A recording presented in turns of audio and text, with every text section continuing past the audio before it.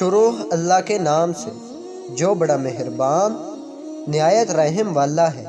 اس نے موبائل اٹھایا اور اپنے بہترین دوست سے رابطہ کیا اور بغیر کسی تمہید کے کہا، میری امی جان سخت بیمار ہیں اور میرے پاس دوا کے لیے پیسے نہیں ہیں۔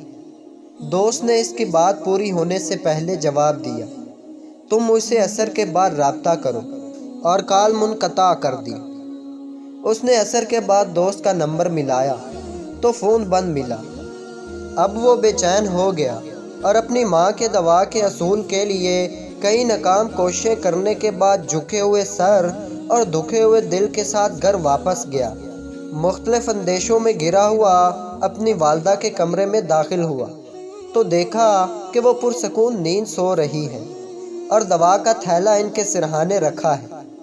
اس نے اپنی بہن سے پوچھا، امی جان کی دوا کون لایا؟ بہن نے جواب دیا، آپ کے فلاں دوست۔